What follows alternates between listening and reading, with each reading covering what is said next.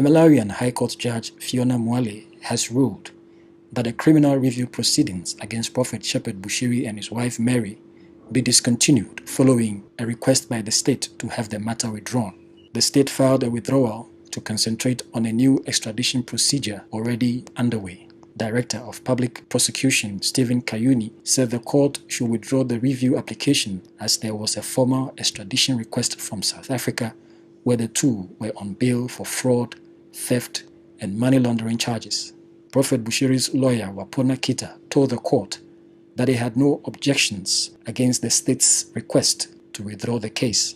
Kita said his client, Prophet Bushiri, was satisfied with the decision of the court. Judge Mwale eventually ruled that the case be discontinued since both parties had agreed. It's not up to the South African authorities at all to extradite him.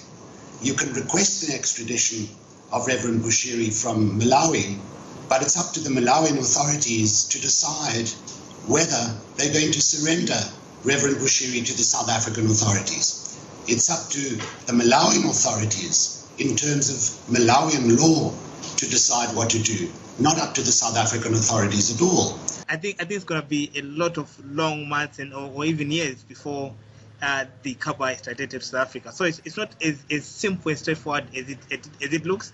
There's a whole legal process. There's a whole process that is to play out before they are extradited to South Africa. The Director of Public Prosecution of Malawi had petitioned the court against the unconditional release of the Bushiris when a magistrate court ordered their release and stated that their arrest in Malawi was illegal. The ruling means that Malawi will now begin the extradition process, which experts say could take up to a year. I think at least if it's in dispute, I think with from my practical experience, it will at least take a year for everything to be done.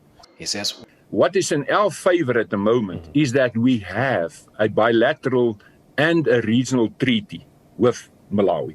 That is why the minister is now responsible for dealing with that.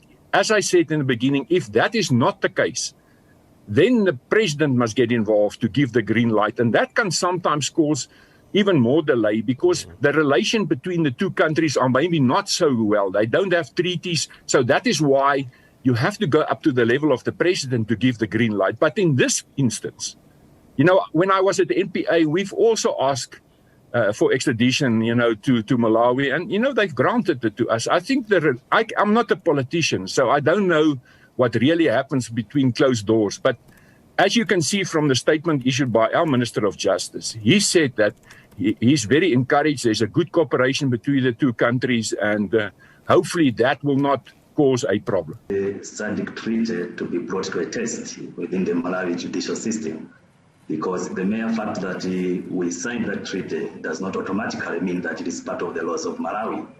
According to our constitution, it's supposed to be domesticated under section 211 of the constitution.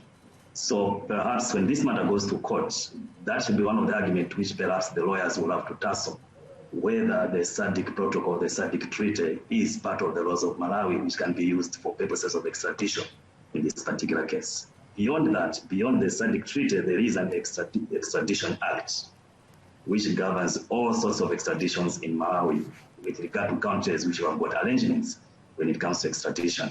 It is recalled that the Minister of Homeland Security, Richard Chimwendo Banda, signed the extradition papers last week.